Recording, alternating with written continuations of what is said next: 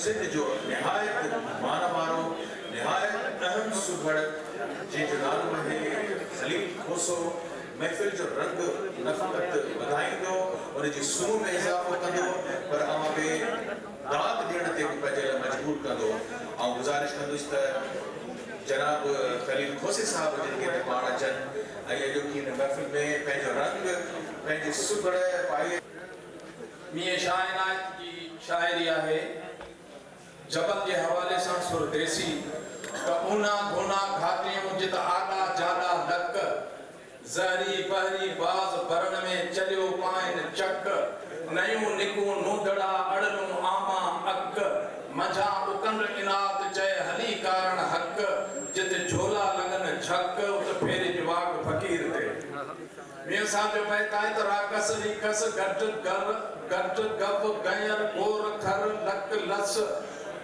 आयाणी जा इनात चए डूंगर ॾींदई डस संदी चांगन चस वञी पेर ठरंदई पप में नड़ जित विरख वसी हर वेड़ उन्हा कुन इनात चए भूं भवारी भेड़ सा मुध मयन सा मेड़ जा वाकुफ न भड़कार जी। मुझा साईं असांजे दोस्त भा गंगूमल जो अज जन्म ॾींहुं आहे ऐं हू हिकिड़ो बेहतरीन सहाफ़ी आहे ऐं स्टेज ते वेठल मुंहिंजा सभई मानाइता ऐं मोहतरम साईं जेके वेठा आहिनि ऐं साम्हूं पिंडाल में भले इश्क कर तूं भले इश्क कर तूं भले इश्क कर तूं भले इश्क कर तूं तुंहिंजो इश्क आला तुंहिंजो इश्क बाला तुंहिंजो इश्क आला तुंहिंजो इश्क बाला तुंहिंजो इश्क लंडन तुंहिंजो इश्क यूरोप तुंहिंजो इश्क दुबई तुंहिंजो इश्क पूरब तुंहिंजो इश्क तिलपन जा रंगीन शीशा मगर इश्क मुंहिंजे जूं ख़बरूं छॾे ॾे मगर इश्क मुंहिंजे जूं ख़बरूं छॾे ॾे मगर इश्क मुंहिंजो सिंधु जा किनारा मगर इश्क मुंहिंजो बंगाण ऐं बुहारा मगर इश्क मुंहिंजो झंगारा बजारा मगर इश्क मुंहिंजो लकी जो जबला मगर इश्क मुंहिंजो मगर इश्क मुंहिंजो खजूं खैर पुरजूं मगर इश्क मुंहिंजो धराधा जी धरती मगर इश्क मुंहिंजो वधाए जगुता मगर इश्क मुंहिंजो कारो झर जी चोटी मगर इश्क मुंहिंजो कारो झर जी चोटी मगर इश्क मुंहिंजो भटाणी नदी आहे मगर इश्क मुंहिंजो ही जीजू जा झरना मगर इश्क मुंहिंजे जूं ख़बरूं छॾे ॾे मगर इश्क मुंहिंजे जूं ख़बरूं छॾे ॾे। जी त हिते हक़ ऐं सच जी ॻाल्हि पई हले गंगू साईं जे हवाले सां हिकिड़ो तमामु बहितरीन सहाफ़ी आहे जेको हक़ ऐं सच जे हवाले सां तव्हां दोस्तनि खे कुझु ख़बरूं तव्हां दोस्तनि खे दोस्तनि ॿुधायूं ऐं कुझु पाण ॿुधाईंदो। हक़ ऐं सच चवणु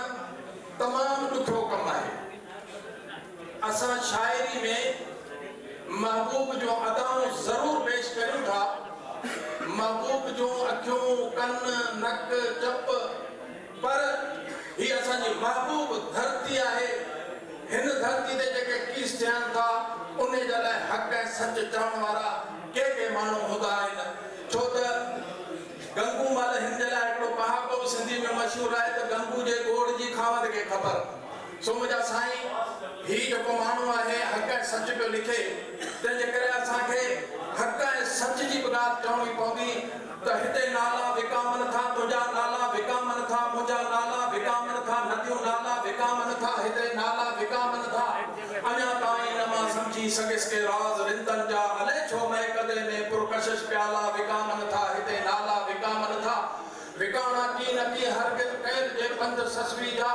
मगर हितला गुमारत में पियल छाला विकामन था हिते नाला विकामन था विकाणा की न की हरगिज़ कैद जे पंध ससवी जा मगर हितला गुमारत में रुको छाला विकामन था दरो दीवार कुंडन ऐं कड़न जी ॻाल्हि छॾ जाना अवल चाबियूं विकामन थियूं पोइ ताला विकामन था हिते नाला विकामन था तुंहिंजा नाला विकामन था। त अहिड़े नमूने सां असांजा के वरी अहिड़ा वॾेरा थिया आहिनि जो ही मुल्क सॼो वे करे हज़म भाउ वॾेरा तुंहिंजा कम ही मुल्क सॼो वे करे हज़म भाउ वॾेरा तुंहिंजा कम शुक्र ख़ुदा जो मेंबर थी इमदाद खाई डाकार ॾिनई ओगरायूं ॾिनई पेट खणी ॾंद खोटियई स्कूल खाई में बिल्डिंग खाई में फर्नीचर खाई में